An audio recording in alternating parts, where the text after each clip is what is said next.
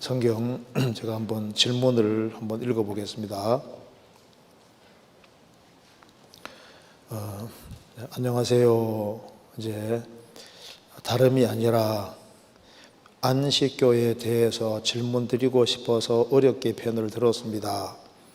저희 어머님께서 오래전에 저희 수양회에서 말씀을 듣고 구원을 받으셨다가 지금은 안식교회 쪽에 있습니다. 완전히 오리지널 안식교는 아니고 계시록에 66표를 받는 것을 토요일 안식일이 아닌 일요일에 예배하는 것으로 해석하고 지금은 안식일을 지켜야만 구원받는 것은 아니라고 합니다. 그래도 안식일은 하나님이 직접 주신 계명인데 이것을 왜 폐하며 일요일은 태양신을 숭배하는 날인데 왜 따르는 것인지 등등 안식교 교리가 맞다고 하시면서 말씀을 권유해도 듣지 않으십니다. 제가 워낙 조사한 얄팍한 지식으로 말씀을 드려도 워낙 완고하셔서 점 찍어놓고 그래서 안식일에 대해서 좀 정리를 해주시면 전도하는 데 도움이 될 것 같아 하는 질문입니다. 근데 이거 답하려면 시간 다 가요. 왜냐하면 저 안식교가 생각보다 복잡합니다. 그래서 제가 최대한 짧게 아주 간단하게 좀 말씀을 좀 드려보겠습니다. 여기 다름 아니라 안식교에 대해서 질문을 드리고 싶어서 어렵게 편을 들었습니다. 저희 어머니께서 오래전에 저희 수양회에서 말씀을 듣고 구원을 받으셨다가 지금은 안식교 쪽에 있습니다. 그런데 여기에 구원을 받으셨다가 지금은 안식교 쪽에 있다, 이 말이 조금 안 맞아요. 왜냐하면 이게 구원을 받은 사람이 안식교에 왜 있겠습니까? 예외적으로 혹시 무슨 다른 이유 때문에 있을지 몰라도 이 문장이 좀 안 맞습니다. 구원을 받으셨으나 지금은 안식교 쪽에 있습니다. 근데 구원받았다는 것은 나 예수 믿습니다, 예수님 내려다 사해 준 거 믿습니다 하는 그런 정도를 말하는 게 아니잖아요.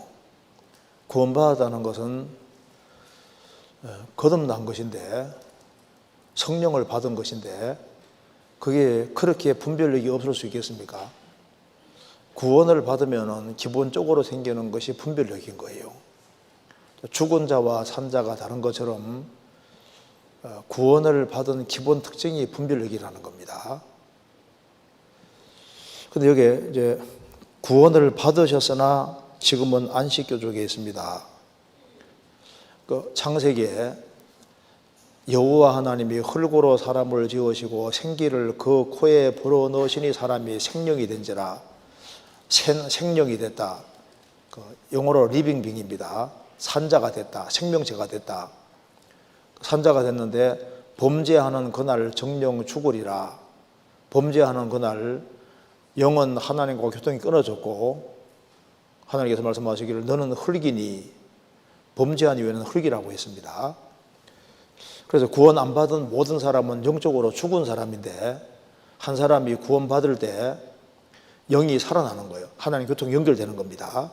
그래서 첫사람 아담은 산 영이 되었다함과 같이 마지막 아담은 살려주는 영이 되었나니, 고린도전서 15장에 말씀하신 대로 예수님은 살려주는 영으로 오셨기 때문에 그 죄를 사함 실제로 받을 때 성령이 들어오시면서 주와 판자는 한 영이 되고 산자가 되는 거예요. 그러면 기본적으로 생기는 것이 죽은 사람하고 산 사람 너무 차이가 나는 것처럼 구원 받은 사람과 안 받은 사람 차이가 나는데 그 기본 특징이 분별력이라는 겁니다. 성경 한번 찾아보시겠습니다. 고린도전서 2장입니다.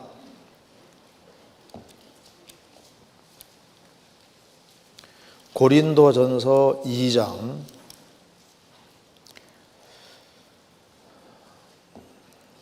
11절.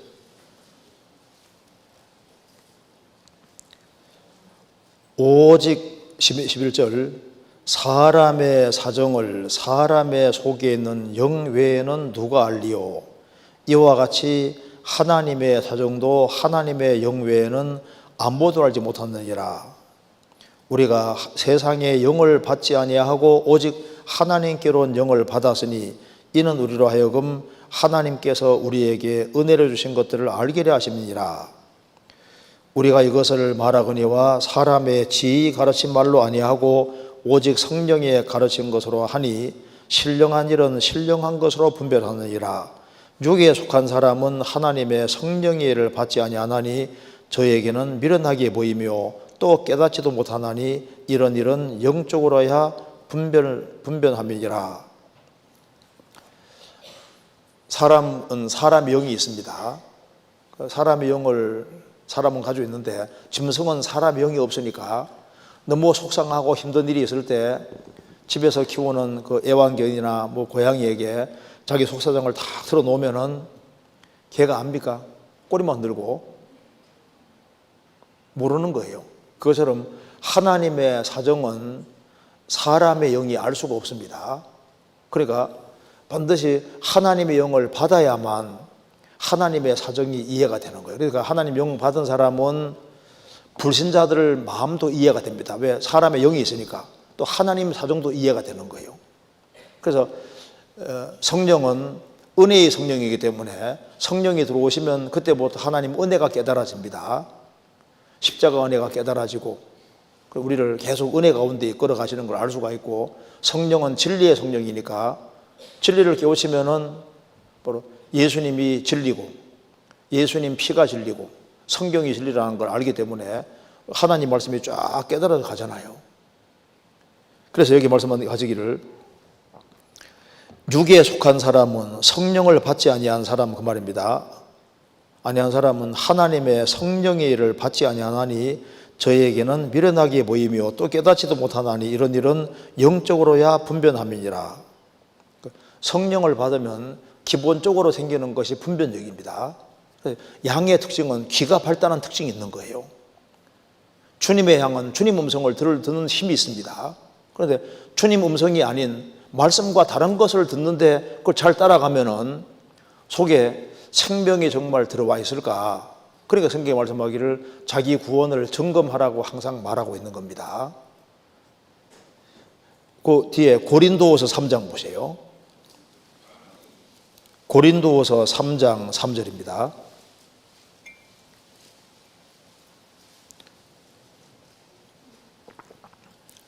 3장 3절. 너희는 우리로 말미암아 나타난 그리스도의 편지니 이는 목으로 쓴 것이 아니요 오직 살아계신 하나님의 영으로 한 것이며 또 돌비에 쓴 것이 아니요 오직 육에 신비에 한 것이라. 십계명은 돌비에 하나님이 직접 기록해 주셨습니다. 그런데 거듭나는 것은 돌비에 기록되는 게 아니라 육의 신비, 마음 가운데 성령께서 딱 들어오셔서 법이 기록되기 때문에요. 이게 지워질 수가 없어요. 그래서 히브리서 8장과 10장에 보면은 하나님께서 우리 마음과 생각에 기록한다고 했는데 맞습니다. 복음이 한번 깨우쳐지면 믿어지면 이게 천하 없어도 빠져나가질 않아요. 심겨진 것이기 때문에. 기본적으로 법이 딱 들어와 있기 때문에 분별력이 있도록 되어 있습니다. 그래서 이제 구원을 받은 사람이 이제 같이 교제할 때 구원 받은 사람은 반응이 똑같잖아요. 반응이. 웃을 때 같이 웃고 울 때 같이 우는데 어떤 사람은 나무 토막처럼요 가만히 있고 아무 반응이 없어. 병이 들었든지 구원 안 받았든지. 구원 받은 무리 가운데 있으면 거의 드러나게 되어 있습니다. 고린도후서 13장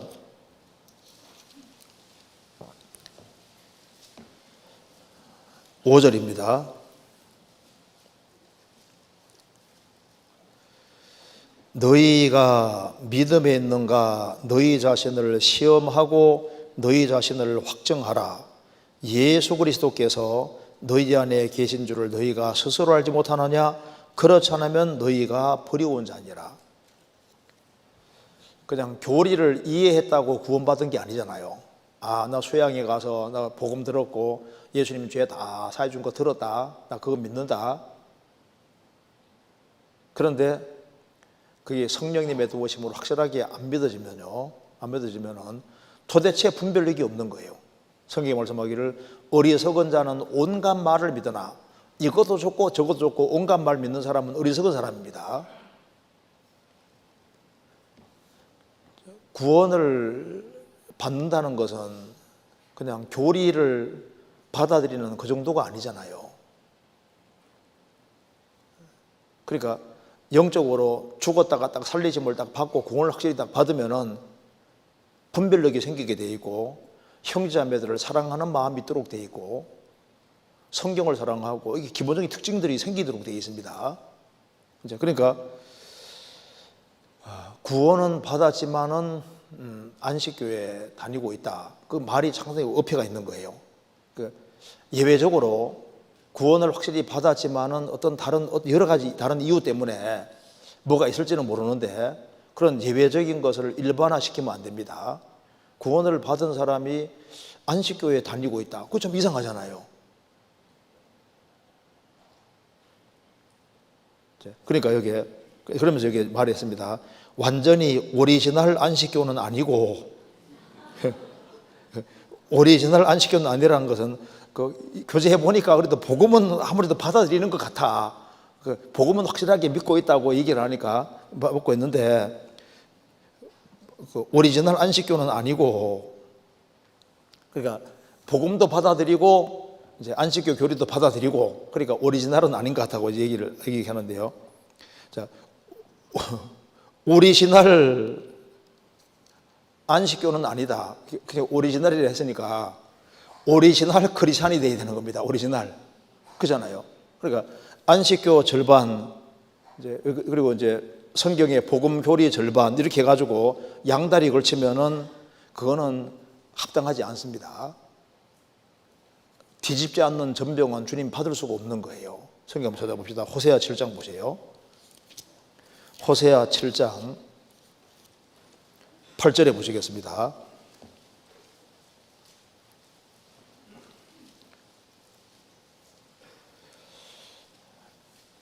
(1262페이지입니다) 한번 같이 읽겠습니다. 에브라임이 열방에 혼잡되니 저는 곧 뒤집지 않는 전병이로구나. 전병은 떡을 말하는 겁니다. 떡을 구워 먹을 때 양쪽에서 일단 구워서 먹어야 되잖아요. 그래서 이스라엘 백성들은 한쪽 다리는 하나님 섬긴다고 한쪽 다리는 이제 우상 걸치고 있어요. 양 두 개 다 걸치고 있는 겁니다. 그러니까 하나님 말씀하시기를 에브라임이 열방에 혼잡되니 세상과 섞인 겁니다. 하나님도 섬기고 우상도 섬기고 그러니까 뒤집지 않는 전병이다. 양쪽이 다 구워져야 하나님 받을 수 있는데 양다리 걸쳐 있으니까 주님 못 받으시겠다 그 말씀입니다. 마태복음 5장에 오직 너희 말은 옳다 옳다 아니라 아니라 하라. 이에서 지나는 것은 악으로 전함이라. 옳은 건 옳고 그런 건 그린 거예요. 그래서 신앙생활에서는 절대 속으면 안 됩니다. 성경과 틀리는 건 틀리는 거예요. 그리고 나는 구원만 복음만 같이 못했다. 복음도 같고 다른 가르침도 성경과 맞아야 됩니다. 복음은 맞는데 다른 것은 틀린 것을 받아들인다. 안 맞죠? 그러면은 은혜로 시작해서 율법으로 맞출 수도 있는 겁니다.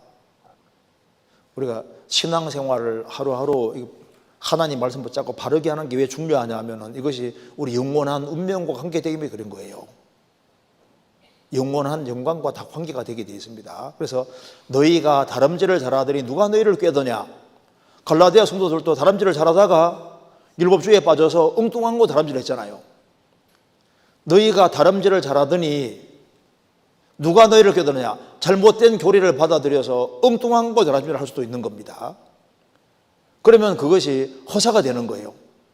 바울 사도도 내가 하나님 말씀을 붙들어 밝혀 나의 다름질도 헛되지 아니하고 달려가는데 다름질이 헛되면 소용없잖아요.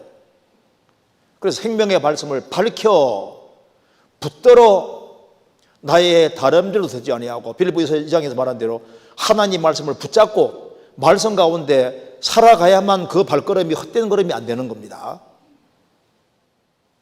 무조건 달리기만 한다고 해서 옳은 것이 아니잖아요. 말씀하고 맞는 상태로 달려가지 않으면 안 되는 겁니다. 우리 여기 성경 시편 37편 찾아보시겠습니다. 37편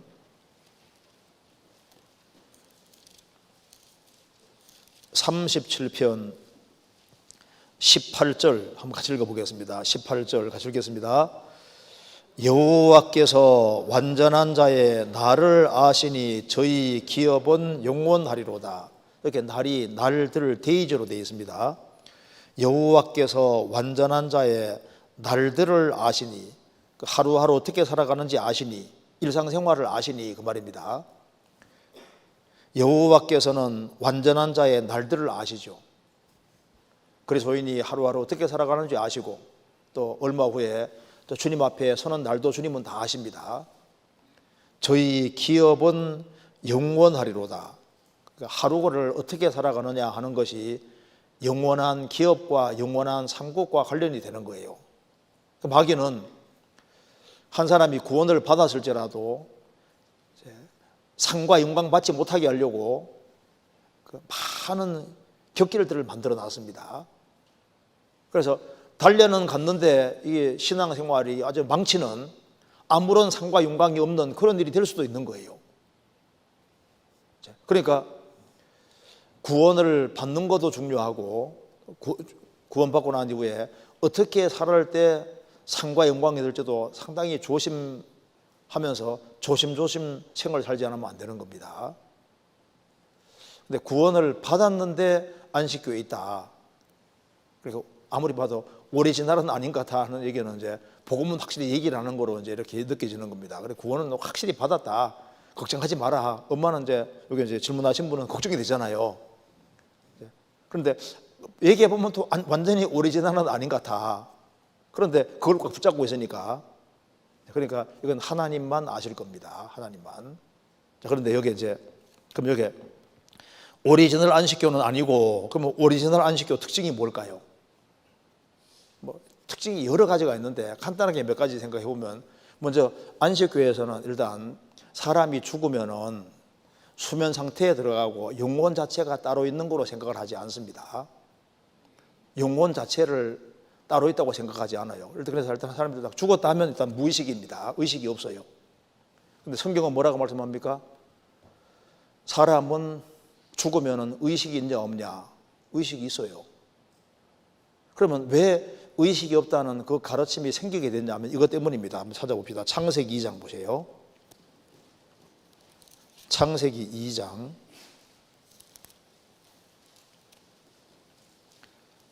2장 7절에 봅시다.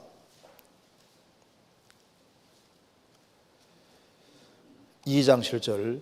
여호와 하나님이 흙으로 사람을 지으시고 생기를 그 코에 불어넣으시니 사람이 생명이 된지라. 하나님이 흙으로 사람을 지으시고 생기를 후하고 불어넣으니까 생명이 됐다.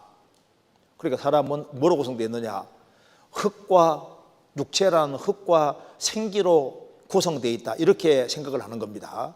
사람은 육체와 흙과 하나님이 후 생기를 불어넣으니까 생명이 됐으니까, 산 존재가 됐으니까, 사람은 육체와 생명이 활동하는 후 하는 하나님이 호흡을 쫙 불어넣었으니까, 생기를 집어넣었으니까 흙과 생기 둘로 구성되어 있다 그 말입니다. 그래서 사람이 딱 죽으면은 육체는 흙으로 들어가고 하나님이 후 생기를 불어넣었으니까 생명이 활동하는 기운이 샥 빠져나가면은 사람은 존재 자체가 그날부로 없어지는 것으로, 그러니까 영혼 자체가 따로 있는 게 아니다 그 말입니다. 그러면 이제 이게 왜 안 맞냐 한번 보세요. 여호와 하나님이 흙으로 사람을 지으시고 생기를 불어넣어 사람이 생명이 됐지 않습니까? 됐는데 선악과를 먹는 그날 죽는다고 했잖아요. 그 먹는 날 죽는다고 했는데 아담은 선악과 먹고도 930살까지 살았고 생명이 활동하는 기운도 930살까지 갔잖아요. 그렇죠? 그러면 죽은 것은 육체가 더 죽은 것이 아니고 생명이 활동하는 기운도 죽은 것이 아닌데 뭐가 죽은 거냐 그 말입니다. 영이 하나님 교통이 끊어진 거예요. 그래서 성경은 처음부터 사람에게는 영이 있다고 말하고 있습니다. 자, 봐요. 하나님은 요한복음 4장 24절에 하나님은 영이시니 예배하는 자가 신령과 진정으로 예배할지인데 하나님은 영이십니다. 누가복음 24장에 영은 살과 뼈가 없다고 했잖아요. 그럼 하나님은 영이신데 보고 듣고 말하고 다 할 수 있잖아요. 지정의를 가지고 있고 살아서 활동하십니다. 하나님이 천사를 만드셨는데 시브레스 1장 14절에 모든 천사들은 부리는 영으로서 구원 얻을 호사들을 위하여 섭기라고 보내심이 아니뇨. 모든 천사들은 하나님이 부려먹는 영입니다. 천사는 육체를 안 가지고 있어요. 영인데 천사들은 볼 수 있어요, 없어요? 들을 수 있고 말할 수 있잖아요. 천사는 계속 지성을 가지고 있어서 계속 알아가는 존재입니다. 천사들은 실제로 말을 할 수 있잖아요. 그리고 천사들은 찬송할 수도 있습니다. 자기 자유의지를 가지고 있어요. 그러니까 영인데 보고 듣고 말하고 다 하고 있고 육체가 없어도 활동을 하고 있다 그 말입니다. 천사가 타락한 것이 악령이잖아요. 악령. 그래서 에베소서 2장과 6장에 보면은 천사는 하늘에 있는 악의 영이라고 했는데 악령은 육체를 안 가지고 있는 영인데 보고 듣고 말하고 활동하고 다 하잖아요. 그러면 사람은 영혼, 몸 세 부분으로 구성되어 있는데 사람도 영이 있습니다. 그죠? 사람도 영을 가지고 있는데 그러면 육체를 벗어날 때 죽으면 영육이 분리되는 겁니다. 그렇잖아요. 영육이 분리되는 건데 그럼 사람은 또 영이 있는데 육체를 벗어나는 영이 있는데 그럼 영이 벗어나면은 영 자체가 보고 듣고 말하고 하는 건 당연한 거잖아요. 성경을 잘못 해석해서 그런 겁니다. 그래서 사람이 딱 죽으면은 자기 의식과 그것이 하나도 없다고 말하는 이거 자체는 성경을 완전히 둘러엎는 얘기인 거예요. 그래서 성경에 마치 의식이 없는 것처럼 되어 있는 구절은 자세히 읽어보면 그 내용이 아닌 겁니다. 성경은 사람이 죽을 때 의식이 있다고 분명히 말하고 이건 구약과 신약 전체 가르치고 있는 내용인 거예요. 한번 여기 욥기 26장 한번 보겠습니다. 26장 5절에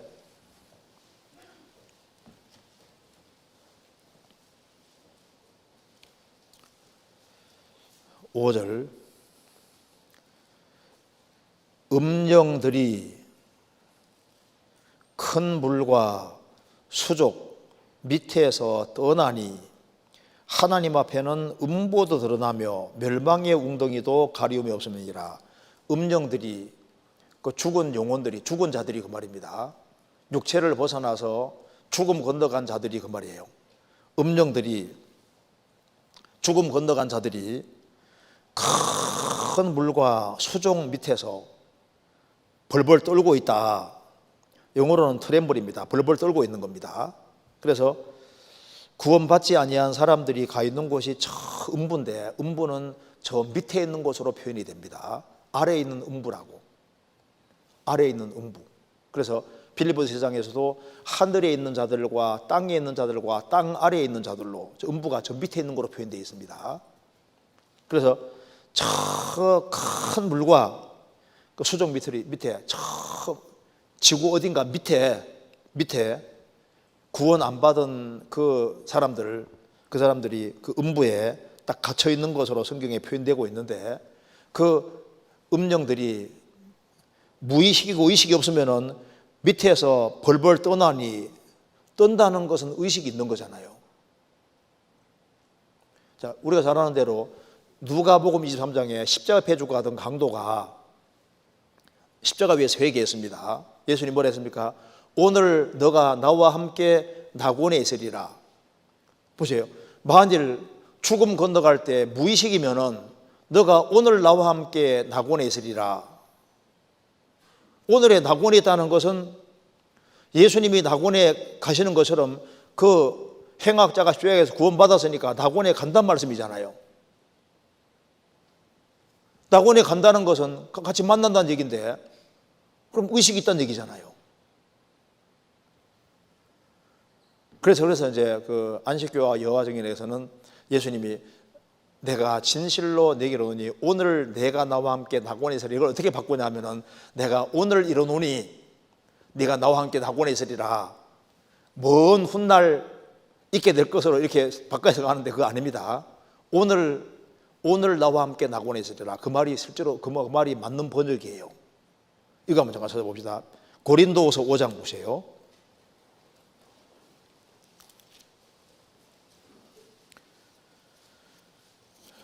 고린도후서 5장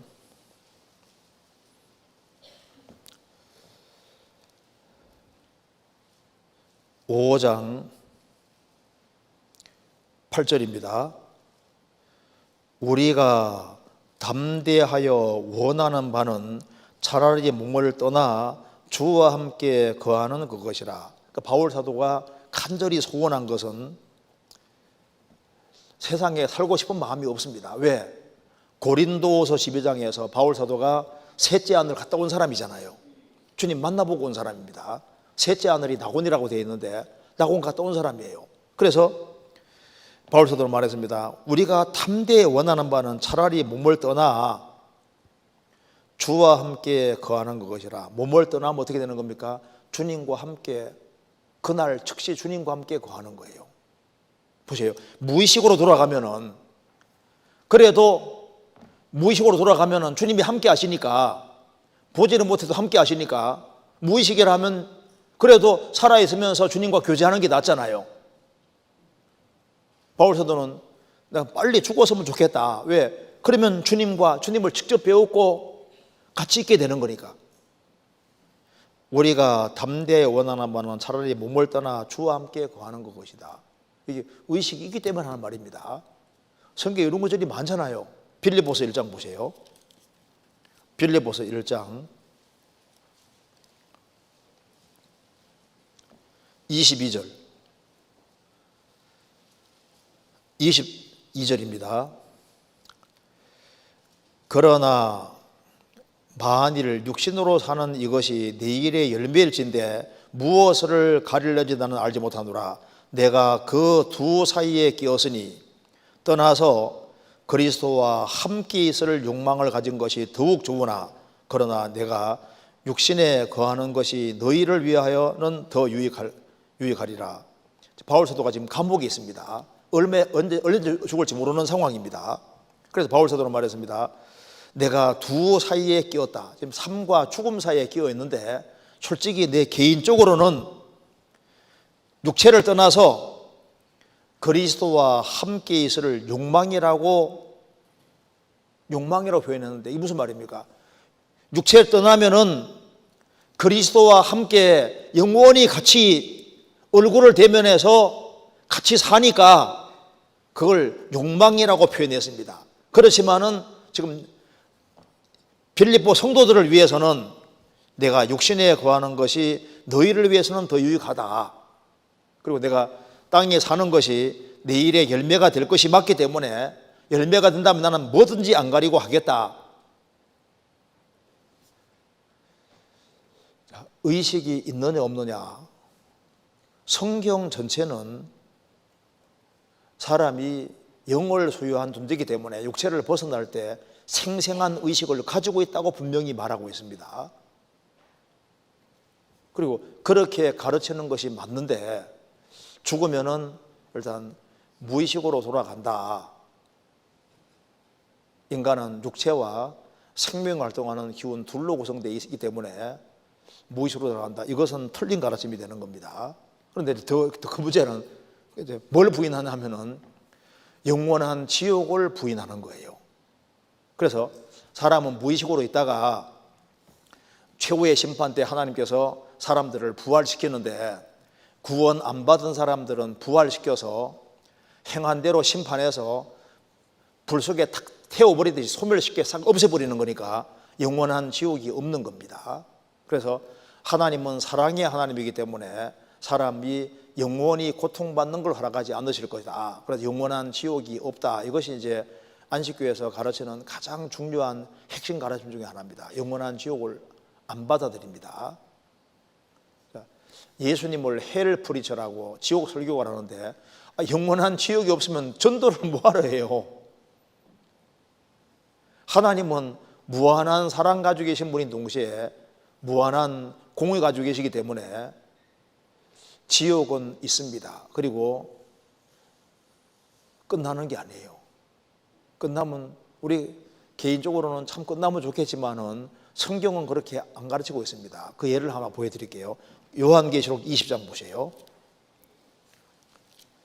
요한계시록 20장. 자, 20장 19장 11절은 예수님의 지상재림입니다.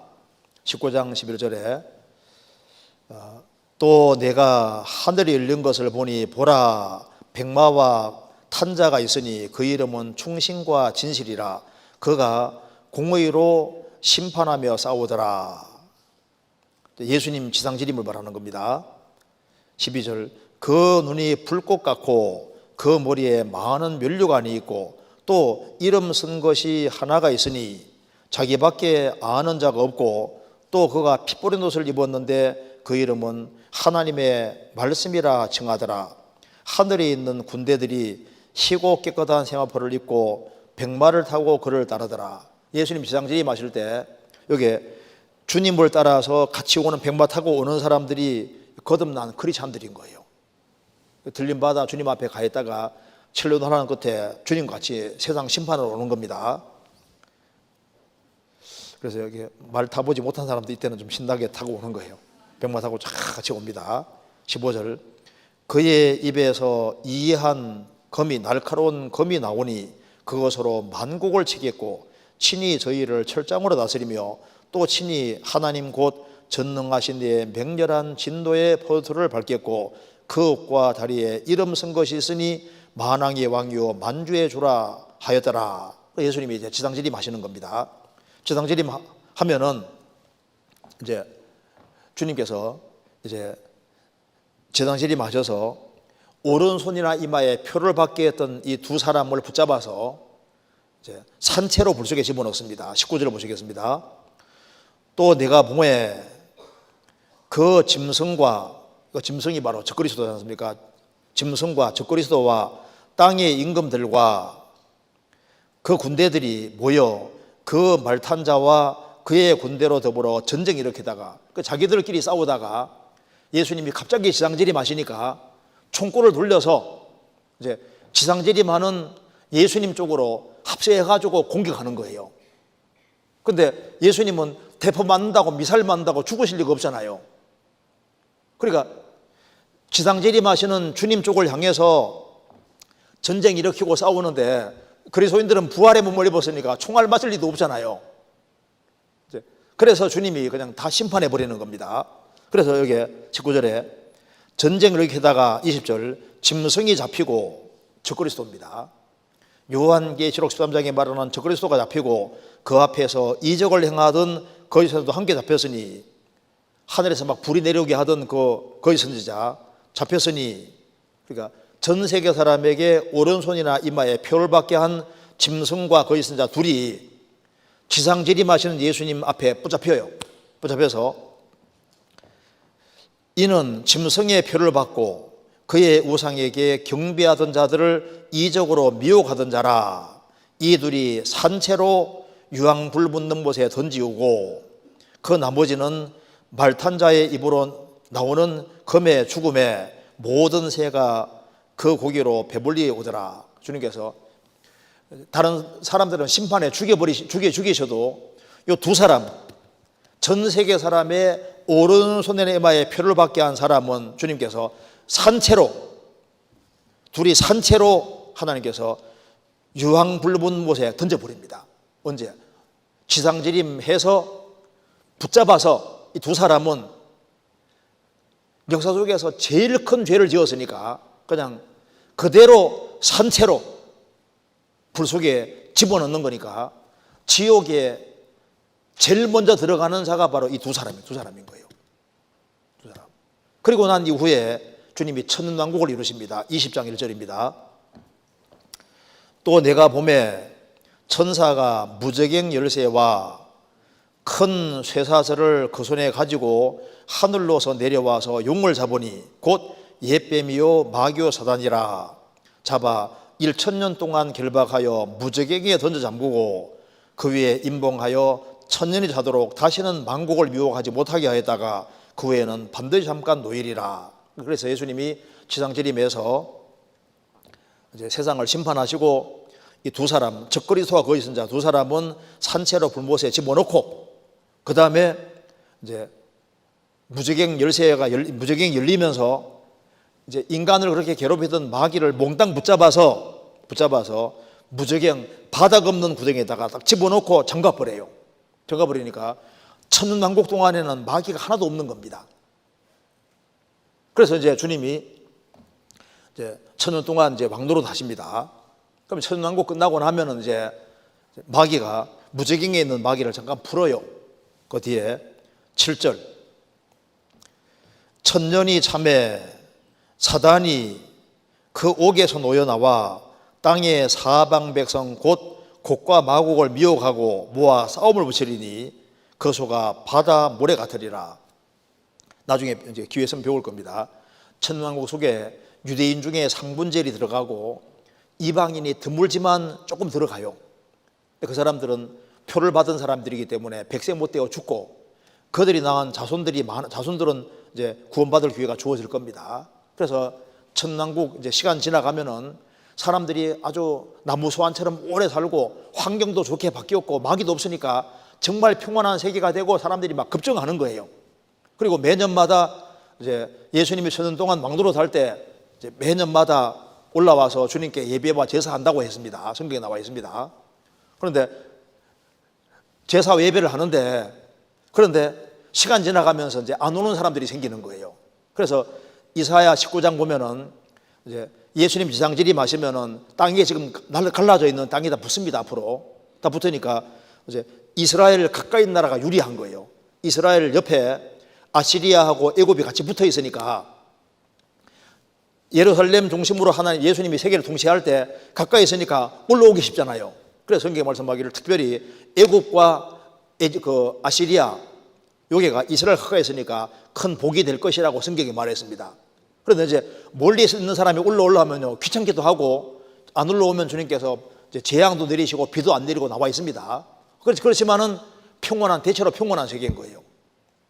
천년 동안 주님의 다스림을 받았는데 속마음은 알 수가 없잖아요. 그래서 마귀가 딱 풀려지면은 그때 속마음이 드러나서 사람이 둘로 딱 갈라지게 되는데 많은 사람이 주님 대적편에 서게 됩니다. 그게 9절입니다. 그 수가 바다 모래 같다고 하면서 9절에 저희가 지면에 널리 퍼져 성도들의 증과 사랑하시는 성을 두루매 하늘에서 불이 내려와 저희를 소멸하고 그래서 천왕국에도 결국은 둘로 갈라집니다. 주님을 섬기는 사람 그렇지 않은 사람 갈라지는데 그래서 이제 불이 내려와서 저희를 소멸하고 그 다음이 중요합니다. 10절을 보시기 같이 읽어봅시다.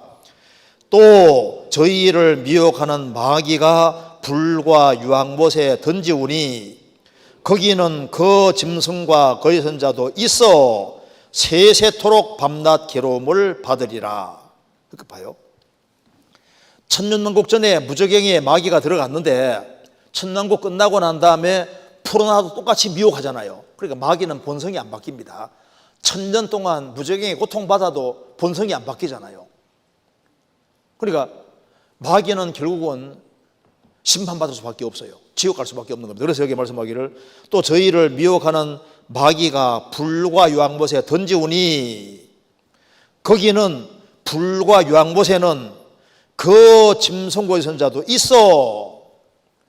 그 짐승고의 선자는 계시록 19장 20절에 말한 대로 천년왕국 전에 지상재림 할 때 주님이 붙잡아서 산채로 불 속에 집어넣었는데 천년왕국 동안에 불 속에 계속 있었는데 천년왕국 끝나고 난 다음에 이제 마귀를 집어넣을 때 사도 요한이 보니까 그 짐승고의 선자도 있어. 세세토록 감막 괴로움 받으리라. 천년 동안 불과 유황문 속에 들어가 있는데 천년 동안 이 두 사람은 여전히 존재를 가지고 있고 천년 동안 불 속에서도 안 타고 계속 있잖아요. 예?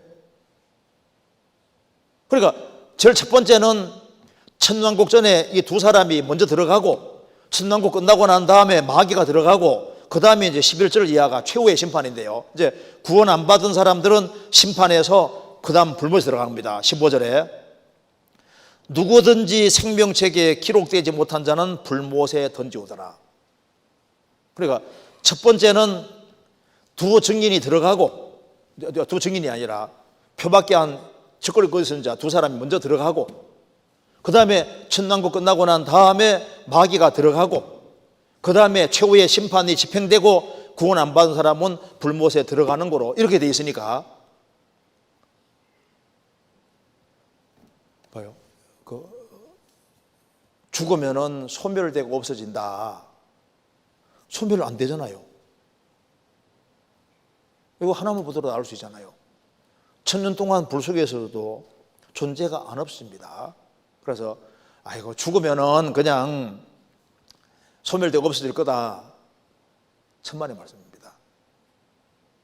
안 없어요. 그렇기 때문에 구원을 받은 사람은 구원을 받았다는 이거 하나만으로도 이게 뭐 얼마나 복이 상상도 할 수 없는 복을 받은 거예요. 상상도 할 수 없는. 구원을 받은 사람이 약간 좀 어렵다고 해서 아이고 내 신세야, 우리가 아무리 고생해도 지옥 갈 사람 하루 고생하기 어려울 겁니다. 그러잖아요. 그렇지 않니 무슨 그렇게 불만이 있고 그 정상적인 게 아니에요. 성경 제대로 배워보시면요, 사람은 작은 존재가 아닙니다. 사람은 짐승이 아니에요. 인간은 영혼 가지고 있기 때문에 인간이 엄청 큰 존재입니다. 이 우주를 마음속에 딱 그려볼 수 있는 굉장한 존재가 인간인데, 인간이 별거 아닌 것처럼 완전히 만들어서 인간을 완전히 쫓고 있는 거예요. 인간이 엄청 큰 존재이기 때문에 엄청난 책임을 가지고 좀 있는 사람이고, 그래서 일생을 살아가면 하나님 앞에 책임져야 되는 겁니다. 그래서 지옥도 행한 대로고 고통 자체가 다르기 때문에 구원받기 싫은 사람은 정말 죄를 적게 지어야 되는 것이 맞는 거예요. 그래서 마가복음 9장에 거기에는 구더기도 죽지 않고 불도 꺼지지 아니하느니라, 사람마다 불로서 소금 받으리라. 불을 수단으로 해서 소금 치듯이 고통받는다는 것은 각 사람에게 고통이 다르게 주어질 걸 말씀하는 겁니다. 그래서 어머니들이 음식에 소금 뿌릴 때 어떤 음식은 막 소금을 왕창 집어넣고 어떤 음식은 조금 집어넣잖아요. 횟수도 적게 하고, 어떤 음식은 막 왕창 집어넣는데 저 짜서 먹겠나 싶은데 막 왕창 집어넣어요. 어떤 음식은 조금만 쫙 뿌리잖아요. 그것처럼 죽음 건너가 심판받을 때 불의 뜨겁기가 분명히 다를 수밖에 없어요. 공의이기 때문에. 그리고 믿을 수 있는 기회가 주어지지 아니한 사람은 고통이 훨씬 적을 겁니다. 그래서 불의 뜨겁기도 다 다르고 횟수도 다르고 이렇게 해서 다 다르게 형벌하기 때문에 지옥은 똑같은 곳이 아니에요. 성경에 특별히 무섭게 얘기라는 것은 믿을 수 있는 기회가 충분히 부여됐음에도 불구하고 등진 사람들, 배도자들, 이런 사람들 아주 심각하게 얘기합니다. 예수님이 요한복음 15장에서도 말씀하시기를 내가 와서 저희에게 말하지 아니하였다면 죄가 없었으리니와 지금은 그 죄를 핑계할 수 없느니라. 예수님이 오셔서 3년 반 동안 공생애 속에서 기적을 다 보이고 말씀을 해주시고 믿을 수 있는 충분한 기회 부여받았음에도 불구하고 너희들이 배척했으니까 심판대 앞에서는 그 배척한 죄를 핑계할 수 없다고 했습니다. 내가 와서 너희들에게 얘기하지 않았으면 너희들은 배척한 죄에 안 걸린다고 말씀하셨잖아요. 그래서 성경에 분명히 말씀하시기를 형벌 자체가 달라요. 다르기 때문에 구원을 안 받았다 할지라도 최대한 바르게 살라고 해야 되는 것이 맞습니다. 그리고 주님이 죄를 다 용서해놨는데 이 살아있는 동안에 그걸 안 받아들이면 자기하고는 관계없게 되는 거니까 자기 죄에도 다 걸리고 배척하는 죄에도 걸리니까 가중처벌되도록 되어 있는 거예요. 받아들이면 영원한 축복이고 안 받아들이면은 자기 지은 죄에도 다 걸리고 그리고 배척하는 죄에도 걸리니까 심각해지는 거예요. 그래서 예수님이 마태복음 11장에서 소돔 고모라가 가보남 고라신 베세다 사람보다 심판을 적게 받을 거라고 하잖아요. 소돔 고모라는 음란에 그걸 달려 죄가 얼마나 많은지 하나님이 하늘에서 불과 영 내려서 그냥 도시를 그냥 없애버렸습니다. 근데 가버나움 고라신 베세 사람들은 예수님 당시에 정말 깨끗한 사람들이에요. 도덕적으로 깨끗한 사람들입니다. 그런데 그리스도를 고의적으로 배척했잖아요. 그들이 훨씬 더 큰 벌을 받을 걸 말씀했습니다. 영원한 지옥이 있느냐 없느냐, 지옥이 없다고 하는 이 가르치면요, 영원한 지옥이 없다고 가르치면 이건 굉장히 심각한 거예요. 그런데 이제 이거보다 이제 더 큰 거는 이제 안식일에 대한 문제인데요. 거듭난 크리스찬들이 안식일을 지켜야 되나 지키지 않아야 되느냐, 그리스도인들은 율법 아래 있는 게 아니에요. 율법 아래. 간단하게 설명드리겠습니다. 이거 한번 보세요. 여기 우리가 알아야 될 것은 율법이라는 것 자체는 없어지는 게 아닙니다. 율법은 항상 있어요. 천지가 없어지기 전까지는 율법은 안 없습니다. 그런데 사람은 태어날 때 율법 아래 태어났는데 인간은 하나님 말씀을 자꾸 어겨가니까 하나님의 정죄를 받을 수밖에 없습니다. 그래서 인간 힘으로는 율법에서 벗어날 수가 없어요. 하나님께서 모세가 있기 전에 아브라함에게 은혜 주셨는데 율법은 나중에 가입이 된 겁니다. 왜?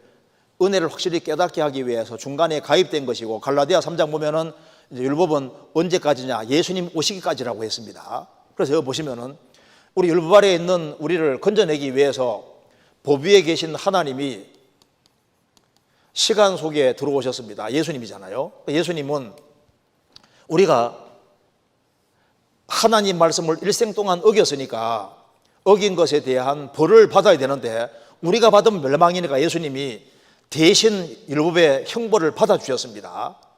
우리 대신 형벌을 받아주셨고, 그 다음에 우리가 하나님 말씀을 지켜야 되는 것은 예수님이 온전한 생애 속에서 완벽하게 다 지키시고 말씀 가운데 사시고 예수님은 죽으시고 부활하셔서 우리 의가 되셨습니다. 그래서 예수님을 받아들이는 사람은 형벌에서도 영원히 면제될 뿐 아니라 주님의 의가 내 의가 되버려요. 그래서 율법을 벗어나서 율법과는 관계없는 사람이 된 겁니다. 아버지와 아들 새로운 관계 속에 들어갔기 때문에 구원받기 전에는 율법 아래에 있었지만은 구원받고 난 이후에는 그리스도의 법 아래, 그리스도의 율법 아래 들어갔다고 성경이 말하고 있습니다. 먼저 성경을 간단하게 몇 개 찾아봅시다. 여기 한번 보세요. 갈라디아서 한번 보세요. 4장.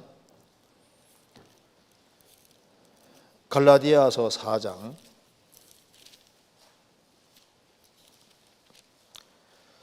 4장 4절입니다. 4장 4절. 때가 참에 하나님이 그 아들을 보내사 여자에게서 나게 하시고 율법 아래에 나게 하신 것은 율법 아래에 있는 자들을 속량하시고 우리로 아들의 명분을 얻게 하려 하심이니라. 때가 참에 하나님이 그 아들 예수님을 보내사 여자에게 나게 하시고 율법 아래에 나게 하신 것은, 예수님은 태어나실 때 율법 아래에 나셨습니다. 율법 아래. 그리고 예수님은 율법 아래에 나셨으니까 일생 동안 율법을 다 지켰습니다. 예수님은 율법을 어기면 우리를 구원할 수 없어요. 예수님은 일생 동안 율법을 한 번도 안 어기고 다 지켰습니다. 예수님은 안식일을 범한 적이 없습니다. 안식일을 지키라고 하나님 명령하셨는데 예수님이 그걸 어기겠습니까? 예수님 공생의 당시에 안식일 날 골라가지고 병 고치신 것은 유대인들이 안식일에 대해 잘못 생각했기 때문에 그렇게 하신 거예요. 안식일에 노동하지 말라고 했지 죽어가는 사람 살리지 말라고 한 게 아니다 그 말입니다. 그래서 예수님께서 예를 들었습니다. 너희들이 집에 소가 우물물에 빠졌다. 안식일 어떻게 할 거냐? 안식일에 죽어가는 소를 끄집어낼 때 그걸 노동으로 생각하는 게 아니지 않냐? 그건 생명을 살리는 거 당연하다고 생각하는 건데, 그러면 죽은 사람 살리고 이렇게 하는 것 자체가 당연한 게 아니냐? 유대인들은 안식일에 대해 잘못된 개념 가지고 있으니 그걸 깨려고 주님께서 안식일마다 골라가면서 이렇게 병 고치는 걸 많이 하신 것이고, 안식일을 예수님은 어기신 적이 없습니다. 왜? 예수는 율법에 나셔서 율법을 다 지키셔야 되는 거예요. 그래야지 다 지키셔야만 우리를 여기에서 건질 수 있는 겁니다. 예수님은 율법 아래 나셨고 율법을 생애 속에서 완벽하게 다 지키셨어요. 그리고 예수님이 십자가에 죽으신 것은 우리 죄 목록을 다 짊어지고 대신 죽으신 겁니다. 갈라디아 3장 보시겠습니다.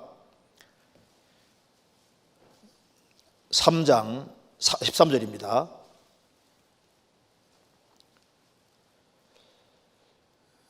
그리스도께서 우리를 위하여 저주를 받은 바 되사 율법의 저주의 소리를 속량하셨으니 기록된 바 나무에 달린 자마다 저주 아래에 있는 자라 하였음이니라. 예수님이 나무 달렸다는 건 저주를 받은 것인데 그리스도께서 우리를 위하여 저주를 받은 바 되사 율법의 저주의 소리를 속량하시다. 속량이라 말 뜻은 뭐냐면은 그냥 값을 지불하고 건진 정도를 말하는 게 아니라 운명을 바꾸는 게 원래 속량입니다. 그러니까 옛날 우리나라에서도 속량이란 말 뜻은 종으로 있던 사람이 값이 지불돼서 노예 신분, 종 신분을 벗는 것을 속량이라고 하는 거예요. 주님은 값을 지불해서 우리를 건져낼 뿐 아니라 운명을 죄인 운명에서 아들 운명으로 다 바꿨다 그 말입니다. 그래서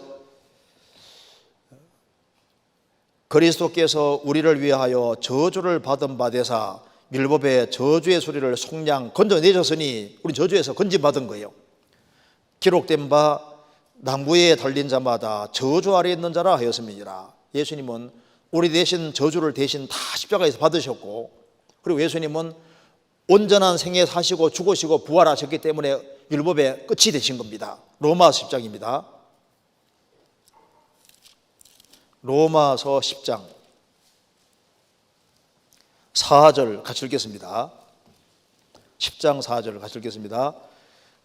그리스도는 모든 믿는 자에게 의를 이루기 위하여 율법의 마침이 되시니라.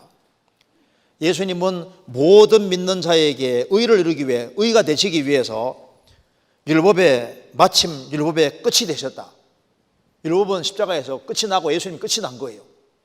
그래서 예수님은 율법 아래 나셔서 율법을 완벽하게 지키셨고 우리가 어기는 것에 대한 것은 십자가 죽으심으로 담당하셨고 그리고 예수님은 온전한 생애 사시고 율법을 완전하게 다 지켰기 때문에 율법의 끝이 되신 겁니다.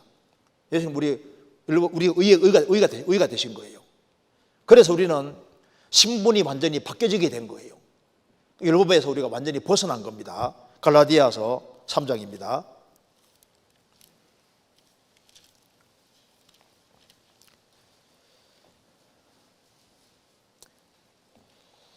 3장 23절 믿음이 오기 전에 우리가 율법 아래 매인 바 되고 계시될 믿음의 때까지 갇혔느니라. 이같이 율법이 우리를 그리스도에게로 인도하는 몽각선생이 되어 우리로 하여금 믿음으로 말미암아 의롭다함을 얻게 하려 함이라. 믿음이 온 후로는 우리가 몽각선생 아래 있지 아니하도다. 몽각선생이 율법입니다. 율법은 죄를 깨닫게 해서 그리스도를 통해서 구원받게 하는 수단으로 주신 거니까 그래서 믿음으로 말미암아 의롭다함을 얻은 사람 믿음이 온 후로는 우리가 몽각선생 아래 율법 아래 있지 않다. 우리는 율법 아래 있지 않습니다. 율법 아래 있지 않기 때문에 안식일과 크리스찬은 사실 아무 관계가 없는 거예요. 그래서 여기에 로마서 7장 한번 보세요. 로마서 7장 남편 아내로 설명하고 있습니다. 7장 제가 읽어보겠습니다. 7장 1절입니다. 형제들아 내가 법하는 자들에게 말하노니 너희는 율법이 사람의 살 동안만 그를 주관하는 줄 알지 못하느냐. 남편 있는 여인이 그 남편 생전에는 법으로 그에게 매인바 되나 만일 그 남편이 죽으면 남편의 법에서 벗어나느니라.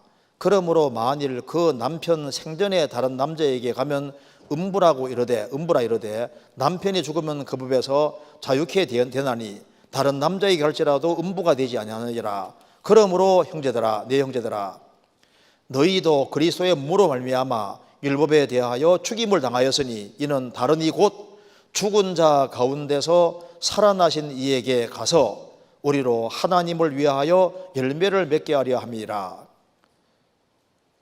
이게 무슨 말이냐 하면 이거 보세요. 아주 쉬운 내용입니다. 여기에 이런 내용입니다. 여기에 율법이라는 남편이 있습니다. 태어나고 보니까 율법이라는 남편 밑에 내가 연결되어 있는 거예요. 그리스도라는 남편이 있습니다. 두 남편을 예를 들고 있는 겁니다.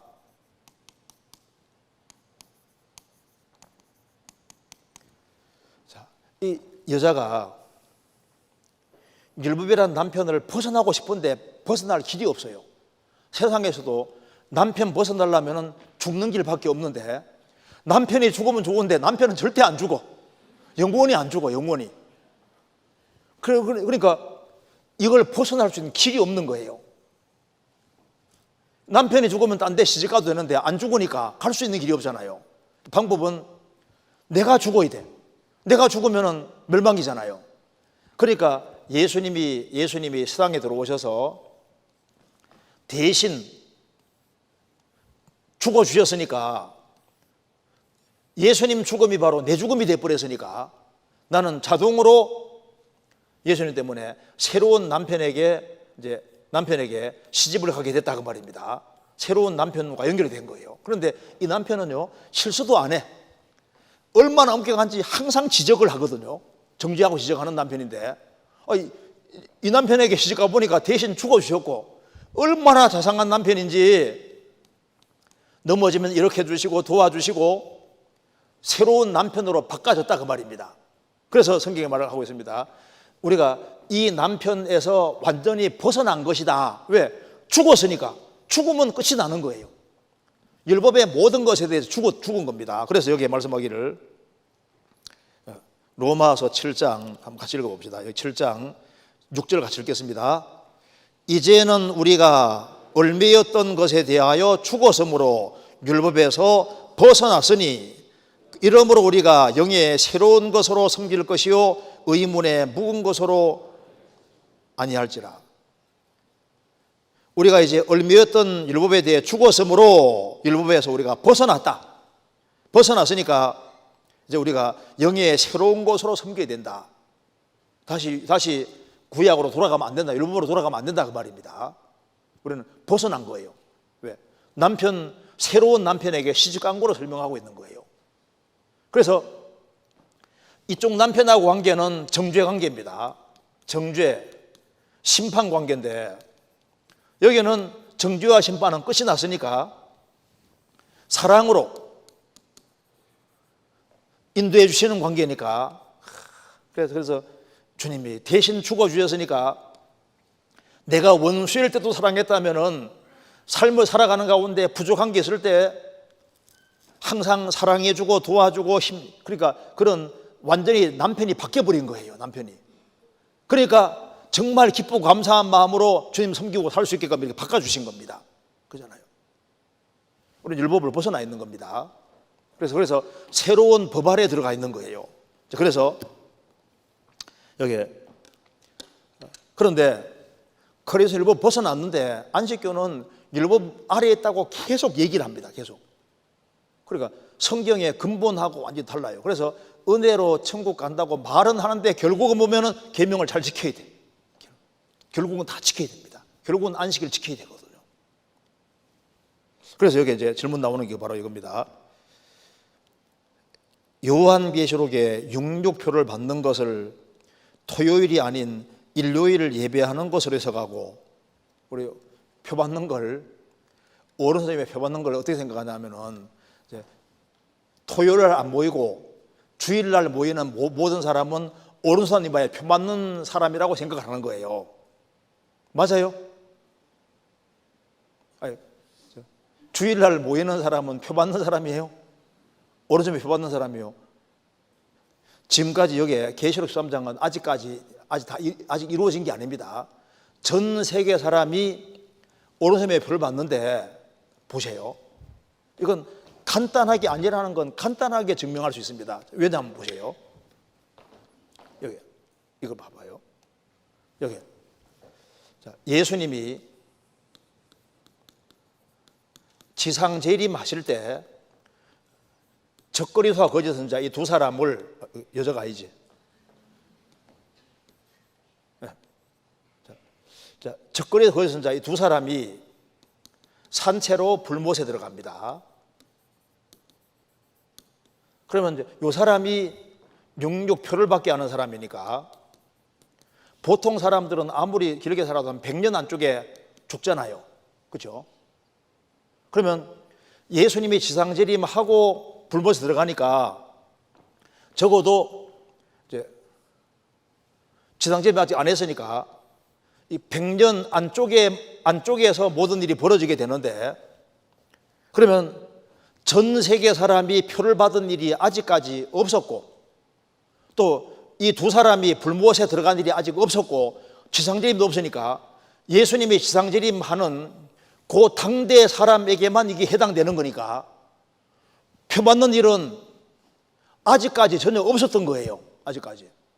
그러니까 오른손님의 표 받는 것 자체를 인류를 모이는 것은 표 받는 것으로 해석하는 것은 성경과는 전혀 관계없는 얘기를 하고 있는 거다 그 말입니다. 이건 천천만만의 해석인 거예요. 그래서 여기에 토요일이 아닌 안식일에 예배하는 것으로 해석을 한다. 잘못된 해석이죠. 그리고 지금은 안식일을 지켜야만 구원받는 것이 아니라고 합니다. 그런데 따져보면요, 결국은 계명을 지켜야 되는 거예요. 결국은 안식일을 지켜야 되는 겁니다. 안식일을. 그러면 보세요. 그래서 이제 여기 지금은 안식일을 지켜야 된다. 그런데 이건 틀린 얘기입니다. 왜냐하면은 예수님이 죽으시고 부활하신 날은 안식일 다음 날입니다. 자, 이제 그 안식교에서는 뭐라 그러냐면은 이제 예수님이 죽으시고 부활하셨는데 예수님 제자들도 예수님 부활하신 후에 계속 안식일을 지켜왔는데 이것을 일요일날로 바꾼 사람은 콘스탄 황제가 기독교를 공인하면서 그때 바꿔줬다는데 아니에요.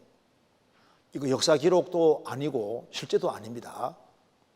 왜냐하면은 크리스찬들은 예수님이 죽으시고 부활하신 날이 안식일을 다음 날이기 때문에 처음부터 주일날 모였습니다. 주일날. 토요일이 아니라 처음부터 주일 모였고 역사 기록에도 주일 모인 곳으로 다 돼 있어요. 그리고 이제 주일날 몰래 모였기 때문에 나중에 콘스탄 황제는 공식적으로 주일날 모이도록 해준 것일 뿐이고 토요일 모이던 것을 주일날로 바꾼 것이 아니고 주일날 계속적으로 모이던 것을 공식화시켜 준 거다 그 말입니다. 성경 한번 찾아보시겠습니다. 사도행전 20장 보세요. 사도행전 20장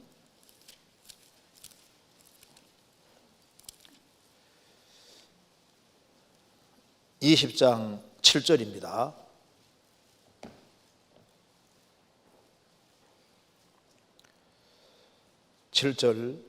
안식 후 첫날에 우리가 떡을 떼려 하여 모였더니 바울이 첫날 떠나고자 하여 저희에게 강론할세 말을 밤중까지 계속하며 우리의 모인 윗다락에 등불을 많이 켰는데 유두가라는 청년이 창에 걸터 앉았다가 깊이 졸더니 바울이 강론하기를 더 오래 하며 졸음을 이기지 못하여 삼층루에서 떨어지거늘 이렇게 보니 죽었는지라.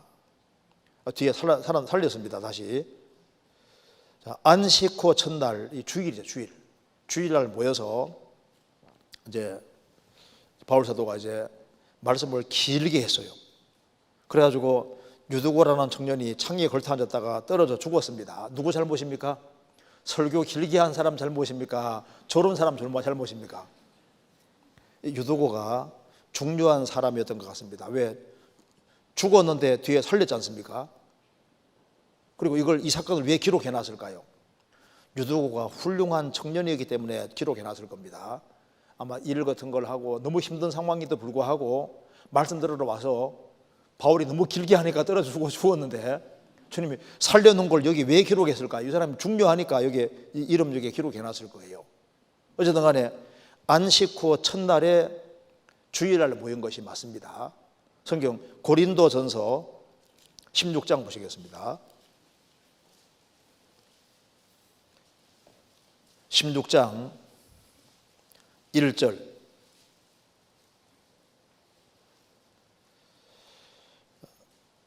성도를 위하는 연보에 대하여는 내가 갈라디아 교회들의 명한 것 같이 너희도 그렇게 하라. 매 주일 첫날에, 주일 첫날이 언제입니까? 일요일이죠. 일요일. 매 주일 첫날에 너희 각 사람이 이 일을 얻은 대로 저축하여 두어서 내가 할 때 연보를 하지 않게 하라. 예루살렘 교회가 어려워서 연보를 하는데, 연보를 모으는데 매 주일 첫날에 연보를 모았습니다. 매 주일 첫날, 주일날 모인 거예요. 그래서 계시록 1장에도 사도 요한에게 주님 나타나실 때도 주의 날이 주일을 일요일을 말하는 겁니다. 그래서 제가 한번 읽어드리겠습니다. 예수님이 죽으시고 부활하신 이후에 사도들에게 배운 속사도들 이런 사람들이 글 쓴 것을 보면은 주후 100년경 바나바 서신에는 우리는 주님이 부활하신 주일을 지킨다 이렇게 정확히 기록해 놨습니다. 그리고 107년경 이그나티오스 순교당한 이그나티오스는 데오홀로스 나는 하나님을 운반하는 자다 그런 뜻입니다. 그가 정말 경건하게 신앙생활을 하다가 순교당했는데 그 이그나티오스는 이상한 교훈에 속지 말라. 새 소망에 이른 자는 안식일을 더 이상 지키지 않고 주일을 지킨다. 역사 기록에 정확히 기록해놨습니다. 150년경에 순교당한 저스틴, 이 사람도 순교당했는데요. 기록하고 있습니다. 일요일에 모든 도시의 사람들이 한 곳에 모여 사도들의 글을 읽는다. 이날은 주님께서 부활하신 날이다. 역사 기록에도 주일날 모인 곳으로 정확히 나와요. 그리고 안식일은 모세율법이고 율법아래에 있는 이스라엘에게 주신 거예요. 신약 시대에는 크리스찬들이 안식일을 지키는 것에 대해서 분명히 경고를 하고 있습니다. 그렇게 하면 안 된다고 경고하고 있어요. 성경 보시게 되겠습니다. 골로새서 2장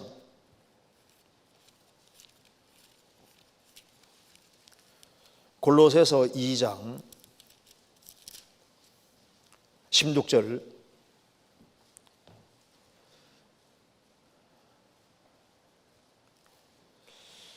그러므로 먹고 마시는 것과 절기나 월삭이나 안식일을 인하여 누구든 너희를 편론하지 못하게 하라. 이것들은 장래일의 그림자이나 몸은 그리스도의 것이니라. 구약시대 때 먹고 마시는 것, 절기, 칠절기, 월삭, 매달마다 한 번 지키는 월삭, 그리고 안식일, 일주일마다 한 번 지키는 안식을 인하여 누구든 너희를 편론하지 못하게 하라. 너희들 왜 안 지키냐? 왈가불가 못하게 하라. 왜? 이것은 장래일의 그림자이나 몸은 그리스도의 것이니라. 그리스도 실체가 오셨으니까 구약시대 절기도 월삭도 안식일도 다 예수님의 그림자니까 안식일 문제로 왈가불가 하지 말으라고 분명히 경고를 했습니다. 그 뒤에 갈라디아서 4장 보겠습니다. 갈라디아서 4장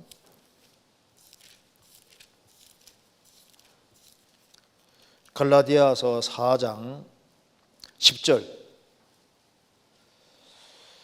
너희가 날과 달과 절기와 해를 삼가 지키니 내가 너희를 위하여 수고한 것이 헛될까 두려워하노라. 그리스도인들이 다시 안식일을 지키고 또 달마다 한 번 지키고 절기 지키고 7년마다 한 번 들어오는 안식년을 지키니 내가 너희를 위하여 수고한 것이 헛될까 두려워하노라. 지키지 말라는 소리인 겁니다. 어리석은 소리인 거예요. 주일은 기독교 안식일이 아닙니다. 주일은 안식일하고 개념이 전혀 달라요. 우리는 예수님의 죽으심으로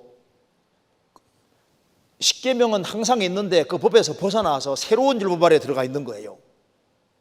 그래서 지금은 안식을 지켜서 구원받는 게 아닙니다. 그리고 신약시대 크리스찬들에게 안식일을 지키라고 안 돼 있어요. 안 돼 있습니다. 그래서 여기에 누가복음 보면은 22장인가 보면은 계명을 쫓아 안식일을 예수님 제자들이 지켰다는 것은 뭐냐면 예수님이 아직 죽으시고 부활하시기 전이기 때문에 계명을 쫓아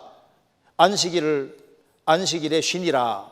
왜냐하면 예수님이 죽으시고 부활하시기 전에는 율법이 아직 있는 거예요. 그리고 성경 고린도전서 9장에서 바울 사도가 말씀하면서 바울 사도가 이제 전도하러 다니면서 매 안식일마다 회당에 들어갔잖아요. 왜 안식일에 회당에 들어갔냐면 안식을 지키려고 들어간 게 아니라 전도할 기회를 얻기 위해서라고 했습니다. 그래서 바울 사도는 말했습니다. 내가 율법 아래에 있지 않지만은 율법 아래에 있는 자 같이 한 것은 그들을 구원코자 하기 함이었다고 말하고 있는 겁니다. 바울 사도는 안식일을 지키려고 들어간 게 아니라 전도하려고 들어갔던 거예요. 고린도전서 9장 보시겠습니다. 고린도전서 9장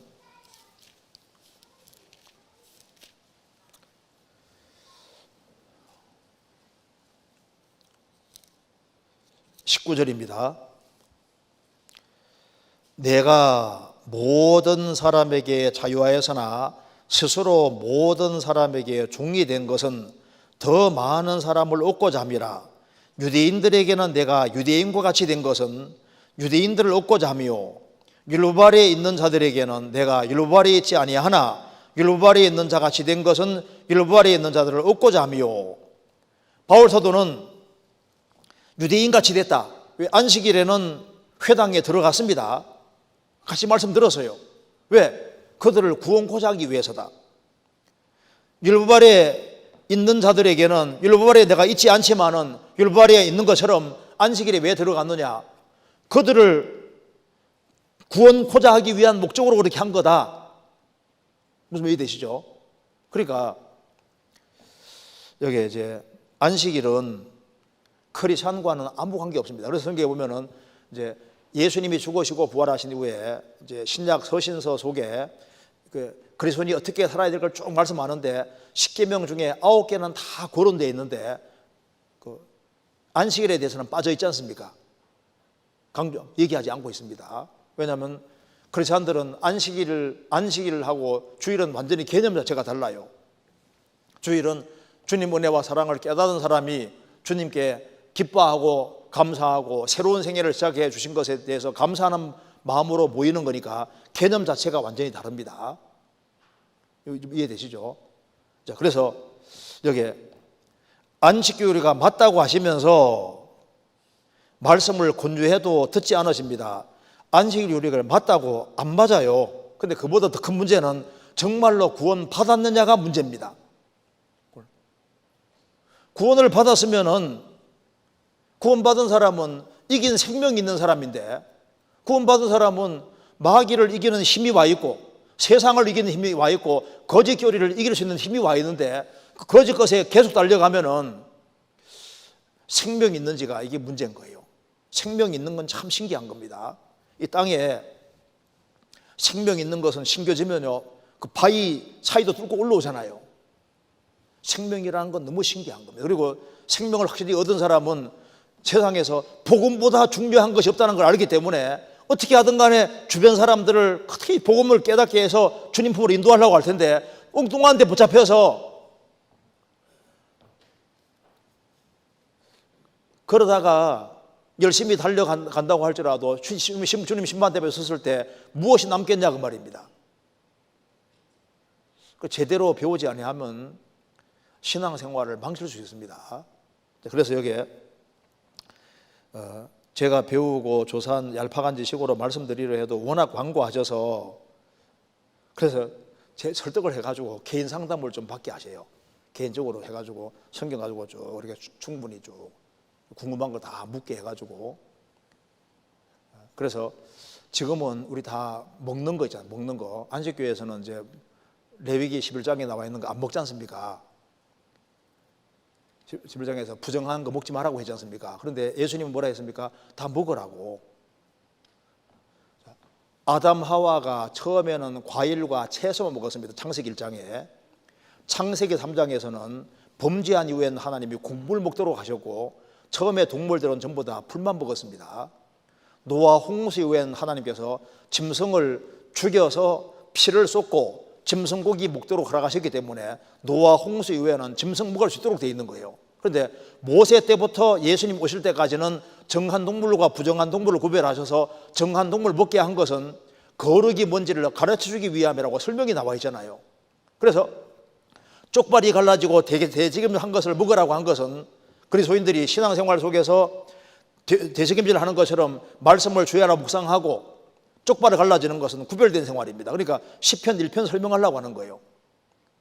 복 있는 사람은 악인의 꾀를 좇지 아니하며 죄인의 길에 서지 아니하며 오만한 자리에 앉지 아니하고 이 쪽발을 갈라지는 겁니다.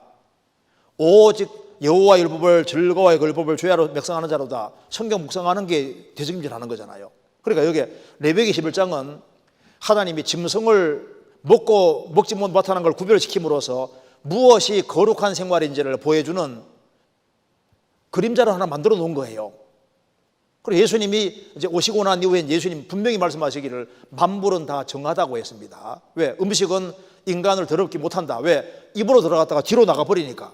마가복음 7장 보시겠습니다. 마가복음 7장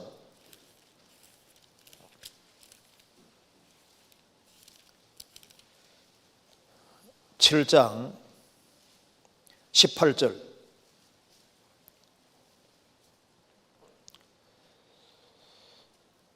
예수께서 이르시되 너희도 이렇게 깨달음이 없느냐 무엇이든지 밖에서 들어가는 것이 능히 사람을 더럽게 하지 못함을 알지 못하느냐 이는 마음에 들어가지 아니하고 배에 들어가 뒤로 나감이니라 하심으로 모든 식물을 깨끗하다 하시느니라. 예수님 말씀했습니다. 한번 따라해 봅시다. 모든 식물을 깨끗하다 하셨느니라. 음식은 인간을 더럽게 할 수 없다. 왜? 입으로 들어가서 전부 뒤로 나가버리기 때문에 이게 마음으로 가는 게 아니다 그 말입니다. 음식은 음식을 부리기 때문에 모든 식물이 깨끗하다 그렇게 말씀하셨고 로마서 14장 보시겠습니다.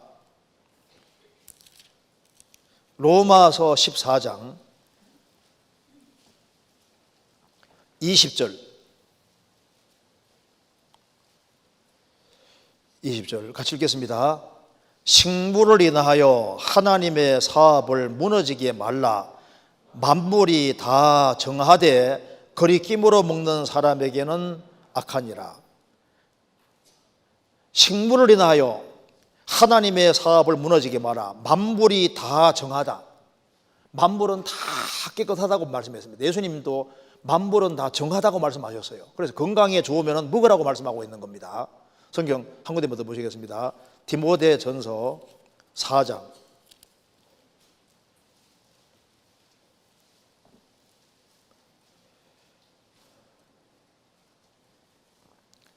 1절 그러나 성령이 밝히 말씀하시기를 후일에 어떤 사람들이 믿음에서 떠나 미혹해 하는 영과 귀신의 가르침을 좇으리라 하셨으니 자기 양심이 화이 맞아서 외식함으로 거짓말하는 자들이라.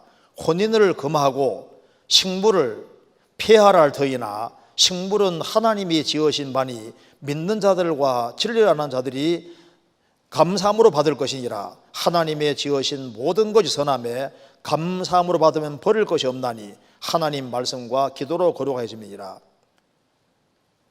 특정한 사람 혼인을 금지하는 것, 그 다음에 특정한 식물은 피하라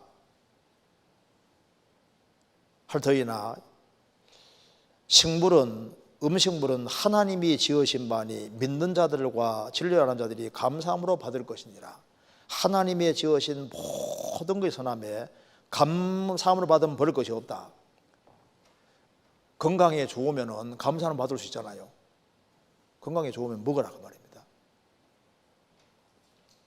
그래서 그 육식을 하는 것 자체가 그 레위기 11장대로 하면 오징어도 못 먹어요. 그리고 발바닥으로 힘을 못 먹으니까. 그런데 성경에서는 신약시대 예수님은 분명히 율법은 갈라디아 3장에서도 모세 때까지라고 말씀하셨고, 그래서 신약시대는 주님이 해방시켜 주신 겁니다. 그래서 우리는 율법 아래 있는 사람이 아니에요.